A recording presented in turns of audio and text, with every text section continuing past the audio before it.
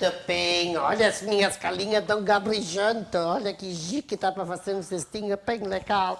Mais uma tenta Herta no canal 14 do NET. Vou botar aqui porque tem os clientes enxergam, então eles podem ver bastante para comprar os meus ovinhos das minhas. Oi, Herta. Oi, Su, querida, como Oi, tá? guria. Passa aqui, me dá Tudo um abraço. bom? Ai, como tu tá, hein, querido? Gordinho aí. Gordinho, Por isso que eu vim fazer uma visita aí. Acabou meus mantimentos lá em casa e eu vim me abastecer. Ai, mas antes de você compra, eu quero conversar um pouco contigo. Como tu tá? Eu tô bem. É, como tá lá como diz, lá no Assembleia, se fala? Um baita desafio. É, muito difícil. Dizem que a gente tem que ter cuidado do que a gente pede pra Deus, porque às vezes ele atende. Muitas vezes ele atende e dessa vez ele atendeu. Eu queria estar lá e consegui estar lá, mas o desafio é a cada dia maior. Que coisa, pô. Isso, me diz uma coisa. Tu é aqui vereador, tá aí com sucesso total, tá aí agora já é tempo todo. O que aconteceu nesse período que tu tá agora? Nós já estamos em novembro. Olha, wie die Zeit rumgeht, como passa ligeiro. O que aconteceu de bom? Fala das coisas boas que estão acontecendo. Coisas boas. A gente está conseguindo avançar em muitas pautas da educação. Eu, enquanto vereador aqui por 6 anos, eu sempre me foquei muito, por ser professor, né, Herta, por ter a formação como professor e como músico, eu sempre tive essa relação com a sala de aula e foi ela que me levou para a política. Eu, enquanto vereador, e durante esses 6 anos eu pude atuar na esfera municipal e agora chegando na esfera estadual, na Assembleia, o desafio é imensamente maior, né? Nós saímos de um cenário de um município com 23 mil alunos para um estado com cerca de 1 milhão de alunos, né? 1 milhão de alunos. É. Então nós saímos de um cenário, um impacto bastante grande. Nós saímos de um município com uma Secretaria de Educação para 30 coordenadorias. Só a coordenadoria de São Leopoldo aqui abrange 38 municípios, 165 escolas. Então o desafio é muito grande. E a gente percebe que também a faixa etária do jovem que está na escola estadual, ele é uma faixa etária com mais dificuldades. É o jovem na pré-adolescência, ele está querendo ir para o mercado de trabalho, aquelas dúvidas todas da vida que a gente tem. Se a escola não souber fazer esse acolhimento, receber de braços abertos e ser uma referência para ele, a gente perde esse jovem para a criminalidade. Ai, é verdade. E isso é tão rápido às vezes, né, Isu? Herta, olha só, 72%, ou seja, 7 a cada 10 dos nossos presos, do nosso presídio central do Rio Grande do Sul, eles abandonaram os estudos na faixa etária de 12 a 13 anos. Olha só, esse tá de 12 a 13 anos. 12 a 13 anos, que é justamente numa faixa onde muitas vezes o aluno sai da rede municipal, perto da sua casa, onde ele tem uma referência, e vai para a rede estadual, um pouco mais deslocado, um pouco mais de distância para ele chegar lá, uma série de novas amizades, novos desafios e principalmente um momento da vida onde se tem muitas dúvidas. E um momento também do mundo e do Brasil onde as pessoas têm poucas referências familiares. A família onde o pai e a mãe têm que trabalhar o dia inteiro para dar o sustento da família e o filho fica, muitas vezes, na periferia. A referência dele é os caras mais velhos ali do entorno e às vezes envolvido com coisas ruins. Então, em resumo, o desafio é enorme. As coisas boas é que a gente tem conseguido avançar bastante nesses 10 meses. Avançou bastante, a gente está vendo uma luz do fundo do túnel. Sim, a gente é um trabalho, a primeira coisa que a gente precisou fazer, o primeiro semestre ele foi todo praticamente consumido em levantar informações, dados. Onde estão os problemas, quais são os problemas, quem está sofrendo com os problemas, para que a gente possa agora, ao longo já estamos trabalhando nesse ano e nos próximos anos, na solução desses problemas. Sabe, é muito difícil assim, até dar um exemplo. A gente entra na política, Herta, com a vontade de ser arquiteto, de projetar o futuro. Sim. E tu te torna bombeiro.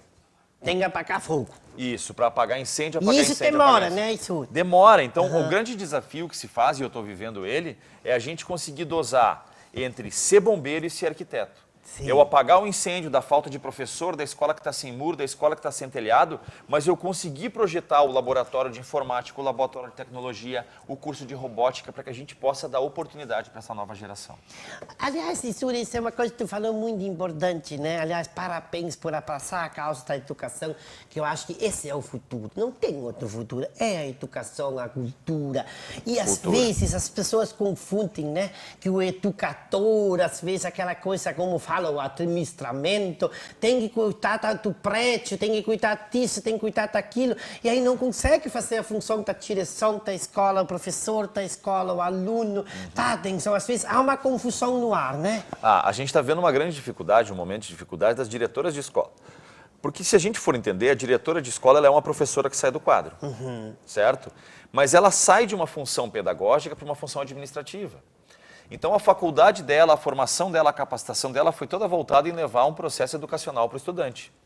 E de repente ela se depara com administrar conta, um CNPJ, como administrar uma empresa. Tu tem que contratar o cara quando estoura o cano, tu tem que pagar a nota fiscal, tu tem que fazer o processo licitatório da tomada de preço para fazer o conserto disso, conserto daquilo, tem que cuidar do RH dos professores, se o professor está cumprindo horário, se não está, conversa. Quando não tem coordenadora, tem que cuidar até de caderno de chamada. Então, o desafio muito grande que a gente está vivendo é que a gestão das escolas está exigindo demais para alguém que teria formação em administração, que dirá quem tem formação docente. Então, as diretoras se viram em 8 hoje, mas a gente vai viver um momento onde pouquíssimas pessoas vão querer ser diretor de escola, porque o acréscimo financeiro para isso é mínimo, não né? corresponde a 15% do salário, o Sim. acréscimo financeiro, então, e o desafio é imenso. Então, realmente, tu perde o foco no pedagógico e tem que estar cuidando do administrativo. Mas tu falou uma coisa importante que é a cultura, Betinho, e ela anda lado a lado. O esporte, a educação e a cultura, elas são 3 pilares da formação do ser humano que são essenciais. Né? Sim, a gente se dedica, claro, para a saúde também, para o desenvolvimento, para o transporte, para a segurança, para tudo isso. Mas eu entendo que se a gente investir maciçamente em educação, todos esses outros problemas, eles começam a diminuir. A violência, no primeiro momento, ela já começa a ser diminuída. Porque não adianta a gente prender o nosso delinquente, a gente tem que parar de produzir delinquência. É verdade. A gente tem que diminuir isso, né? Diminuir a produção de delinquência, né? Então nós não podemos deixar. E como é que a gente produz, como é que a gente reduz isso? Dando atividade, tirando o nosso jovem do ócio. Sim. Como é que a gente tira ele do ócio? Com educação, com esporte, com cultura, com tecnologia. Tudo isso a gente tem que investir. E assim a gente, por natureza, erradica a violência. E o pessoal lá, os teus colegas lá, os deputados, quantos deputados tem lá? 55. Eles entendem que esse é o caminho também, eles sabem que, olha, nós temos que todo mundo abraçar a educação junto, a cultura junto, eles estão entendendo essa linguagem? Sim, né? muitos entendem, alguns entendem, muitos entendem, mas não é o suficiente. Ainda não é o suficiente. O ideal seria que a educação, eu brinco, né, que seria obrigatório. 55 deputados eles deveriam ser obrigados a se dedicar do tempo do seu mandato. Educação, saúde e segurança e daí as suas outras pautas. Mas isso tinha que ser uma pauta básica. Por exemplo, sabe quando tu compra um carro? Tinha que ser item de série. Sim. Item de série de deputado, cuidar de educação, de segurança e saúde. E depois ele pode cuidar do agro, pode cuidar do desenvolvimento, pode cuidar do transporte. Então, porque são as pautas de cada um, depende da região que vem, né?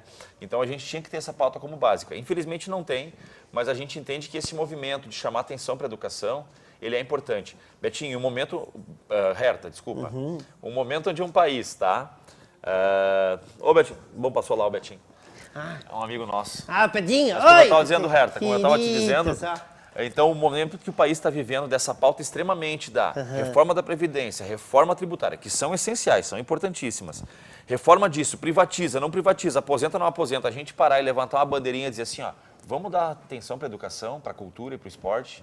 É muito difícil, mas né? tem que fazer. É o caminho, né? É. Eu acredito que esse pode ser o grande caminho. E o Isur pai, o Isur marido, como fica essa situação toda? Porque não deve ser fácil, do agenda deve ser uma loucura também, É uma loucura e um baita desafio, porque é muito complicado para mim, é quase que um dilema. Tu pregar a educação, tu pregar a presença, a estrutura familiar, tudo, e tu tá ausente da tua família para fazer isso. Então, o que eu tento fazer muitas vezes? Incluir minhas famílias nas pautas. Agora, por exemplo, essa semana eu fiz um lançamento de uma frente parlamentar de educação inclusiva. Nós vamos falar. A minha família estava presente, Tava porque junto. aquelas 4 horas onde estive ali envolvido com o evento, queira ou não queira, meu filho vem no momento, senta no meu colo, fica um pouco, dou uma atenção para minha filha. Então, é a maneira que tu tem de estar à proximidade da família. Mas é muito cansativo, né, Herta? A gente se bota num desafio e a gente tem que agora encarar o ônus e o bônus, né? Sim. Qual é o maior desafio de ser deputado, Isur? Porque, olha, eu sei que deve ser muitos, mas assim, porque tu sai de um lugar assim aqui de Novo Hamburgo, que não é pequeno, é grande, tem mais de 250 mil habitantes, fez sempre um excelente trabalho como vereador, daí chegou lá, e aí o desafio aumenta muito, né? Muito. Os desafios são imensos, tá? Os desafios são desde compor equipe de pessoas para trabalhar, Isso de tu é conseguir difícil, dosar, né? De tu conseguir tirar o melhor de cada pessoa e ser o mais econômico possível. Sim. Porque a economia, ela é um balanço entre o custo e a realização, e o que tu produz. Ele é um balanço. A economia não é simplesmente o que tu deixar de gastar, é tu gastar bem. E nesse caso de montar a equipe, é tu contratar as pessoas certas para fazer a função certa, para gerar o quê? Bom serviço para o cidadão que paga o imposto. Esse é o primeiro desafio, de tu montar uma equipe enxuta que consiga atender a demanda. O outro baita desafio é o tamanho das pautas. Eu saio de um vereador que votava um orçamento municipal do município de Novo Hamburgo, que é um município gigante. Nós estamos entre os 8 maiores orçamentos do estado. Mas ainda assim, nós administrava e eu fiscalizava um orçamento de 1 bilhão, mais ou menos, para um orçamento de 66 bilhões. Nossa, mãe, é muita diferença. É muita diferença, então é um impacto muito grande e tu conferir, tu fiscalizar. E o principal papel do parlamento é esse, as pessoas acham que o nosso papel principal é fazer lei. Não, nosso principal papel é fiscalizar. No juramento eu digo assim, ó, prometo fiscalizar e legislar. Nós somos o fiscalizador e nós encontrando o problema a gente denuncia para a justiça, mas nós somos o fiscalizador. Então tu fiscalizar um orçamento de 66 bilhões... É de um trabalho imenso tu saber se cada vírgula depois da vírgula chegou onde tem que chegar. É um desafio gigante. E por fim, o grande desafio, e vou dizer que é o mais difícil deles e o que mais me incomoda, as pessoas no Brasil entenderem o que é a função do político. Porque a função do político não é comprar meio frango, a função do político não é conseguir passar eu na fila do posto da saúde na frente e não é conseguir quebrar um galho para mim lá. Esse é o maior desafio. Pensar só no meu também, né? Porque tu podia resolver o meu problema, meu problema. Assim, ó, hoje tu vê, eu me sinto muitas vezes entrando nos lugares como deputado, parece que eu sou uma agência de emprego ou eu sou um caixa eletrônico. Sim. Porque essas são as principais demandas que eu sou procurado. As pessoas vêm dizendo, eu precisava ver uma questão contigo, eu estou com um sobrinho desempregado lá, o guri não dá certo em lugar nenhum. Tu não consegue um cargo para ele no Estado. Poxa, então vem cá, um estado que está cheio de dificuldades, cheio de problemas, e estado eu me refiro não só ao estado do Rio Grande do Sul, né? A máquina pública brasileira, dos estados, dos municípios. E aí a pessoa entender que o sobrinho dele, que o primo dele, sei lá, que o irmão dele, que não deu certo em lugar nenhum, eu tenho que arrumar um lugar para essa pessoa no estado. Isso é muito cansativo. E isso eu faço questão de falar. Muitas pessoas dizem, tu não deveria falar isso. Isso é completamente, isso te tira voto, não tem problema. Eu acho que é o contrário. Não tem problema nenhum.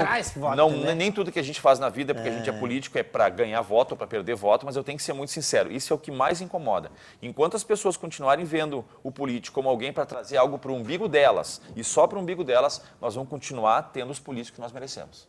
É verdade, que essa coisa de ser assim, me ajuda.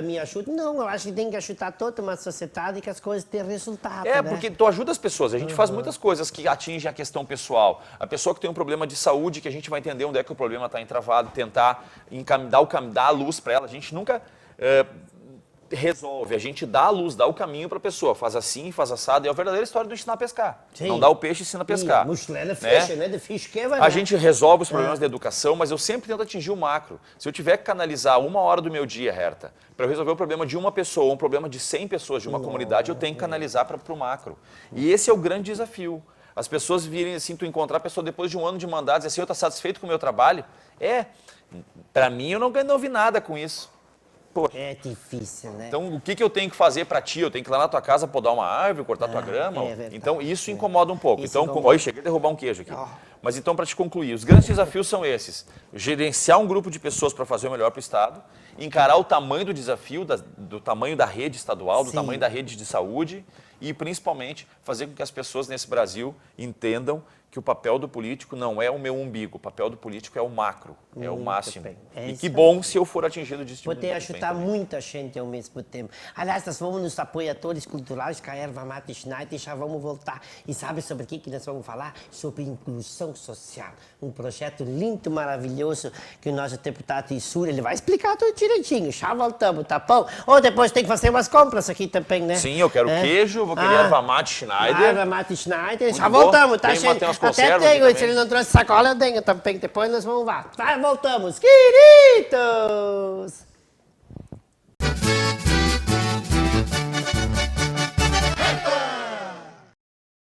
Muito bem, estamos de volta com a Tenda da Herta, hoje recebendo o meu amigão deputado estadual, Isturco, aqui de Novo Hamburgo. Ele é músico também, tu só assim, né? Como é essa vida de músico, assim? Fala pra gente. Eu sigo tocando, gosto muito de tocar. Tu gosta? Ainda continua? Bastante. Tem agenda ainda? Faço 2 a 3 shows por mês, assim. Geralmente um final de semana sim, um não, até pra dar uma folga com a família, até porque eu não sou mais um guri também.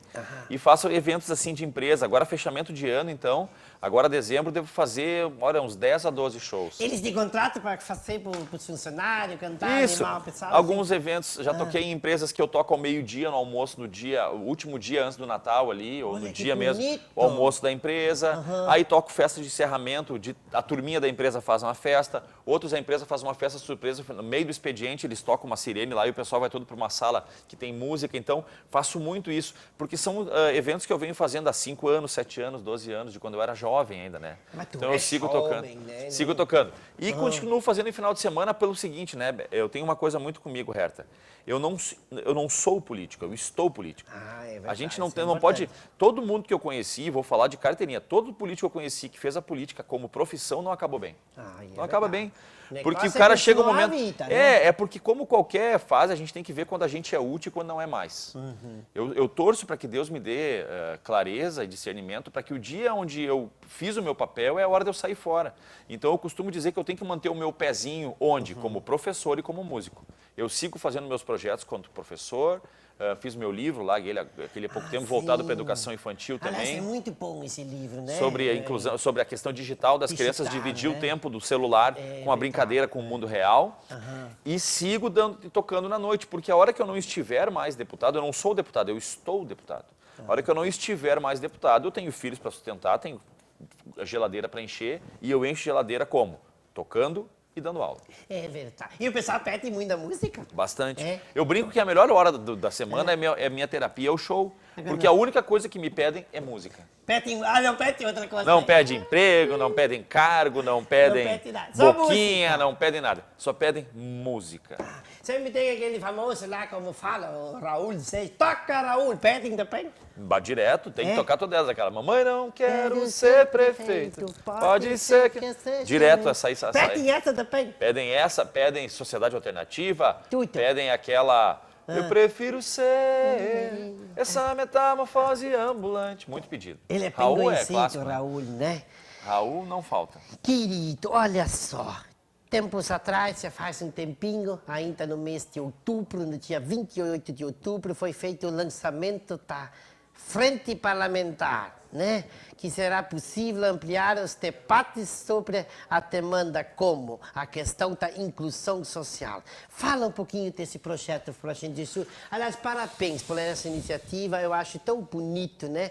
A Frente Parlamentar em defesa da educação inclusiva no ambiente escolar. Muito bem.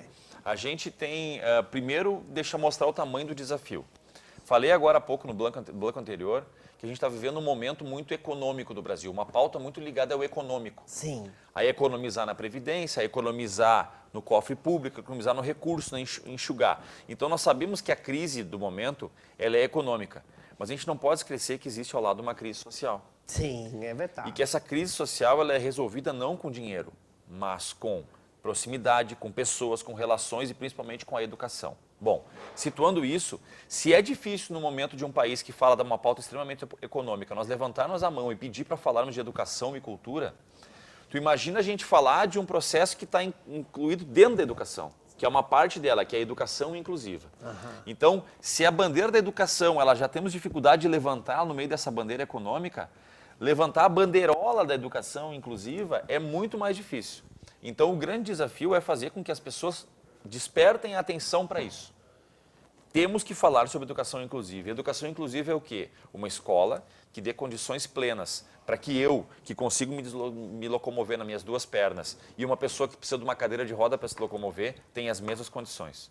De que um filho, uma criança dita normal, entre aspas, né? Porque essa é a diferença de quem tem uma patologia, digamos assim, ela tem um atendimento exatamente igual a uma criança que tem qualquer tipo de dificuldade, seja ela física, motora, psicológica. Esse é o desafio da inclusão, trazer uma escola plena, onde a gente dê direitos, igualdade e oportunidades a todos. O desafio disso, imenso.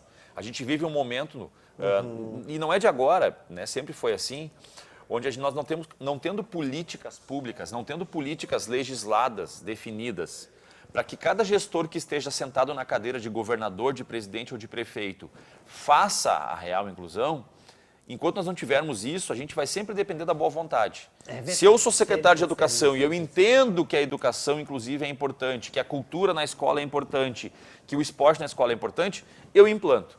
Aí, o meu prefeito, sei lá, quem não se reelege, depois de 4 anos entra outra pessoa e diz assim, não, isso aí para mim é babuzeira. Isso é o ruim, Volta né? tudo a estaca zero, tu para por 4 anos, tu estanca todo um processo e fica torcendo para que o próximo reerga essa bandeira. Para que a gente não dependa dessa sazonalidade de um governante querer ou não, a gente tem que ter uma legislação permanente para que, independente de quem estiver na cadeira, ele tenha que cumprir aquilo. Então, o primeiro avanço é o quê? A gente garantir legalmente todos os acessos e oportunidades para as pessoas, para que aí a gente consiga colocá-las em prática. E isso vai ser garantido. Esperamos que sim. Esperamos que sim. Esse é o trabalho que a gente está fazendo, o grande desafio. Mas isso é uma força que tem que envolver principalmente a sociedade. Eu estou vendo aqui nesse material que o Isul tem aqui, passo a passo, né? Realização de fóruns, simpósios, esse é o Debates, primeiro passo, discussões, né? isso. É preciso que a sociedade civil participe no sentido de que o pai que leva um filho, que tem uma locomoção normal, que caminha sobre as pernas, ele se preocupe também com o outro menino que não é o filho dele, mas que precisa de acessibilidade da cadeira de roda. É preciso que o pai daquela menina, daquele menino que tem uma normalidade, digamos assim, de aprendizagem, ele não só, ele se junte ao pai daquele que não tem essa facilidade por ter uma dificuldade de visual, por ter surdez, por ter cegueira. Toda a sociedade tem que se envolver nesse processo. Porque se nós deixarmos somente o pai, a mãe, o vizinho, o irmão, daquele que tem deficiência, que tem dificuldade, brigar sozinho, ele não vai conseguir chegar lá. Então, o intuito dessa frente é dar voz para essas pessoas e, principalmente, somar toda a sociedade nesse processo, para que eu, que não tenho um problema, me preocupe com quem tem também. Vê mais ou menos aquilo que eu falei antes das pessoas não pensar só no próprio umbigo. Verdade, cada na um política. pensar nas coisas É coletivas. uma soma das coisas coletivas. Isso, quero agradecer muito que tu veio na minha tenda hoje, quero agradecer de coração. E eu posso parabenizar só, Claro. dentro dessa questão inclusiva, dar parabéns porque muita gente já está olhando isso. O grupo de teatro Curto Arte tem uma peça chamada Do Outro Lado do verdade. Muro, que fala justamente sobre isso e quem puder assistir vai ver ali. Eu vi muitos alunos meus no personagem do Alberto, que é um menino que tem uma certa dificuldade de aprendizagem. Então, parabéns porque nós temos na cultura essa pauta acontecendo, no esporte a pauta acontecendo, e se a sociedade entrar de cabeça nesse processo, nós vamos avançar muito mais rápido. Muito bem, mais uma tenda da reta, agora em julho vai fazer as Fazer umas compras, tem uma sacola para emprestar? Eu tenho uma sacola. Tu vai querer erva mate? Eu vou querer queijo. Queijo também. Gente, até semana que vem um peixe tá reta. Pegar um meio queijo desse aqui, ó. Pega Tchau, um tchau, meio um beijo. queijo, tá? Tu quer erva Queijo. mate da Schneider? Schneider, Vamos essa pegar aqui de a laranja, aqui. de laranja. Isso, e pega uma da maçã também. De maçã e também. pode levar chunda, tudo teu. Aí eu também quero isso.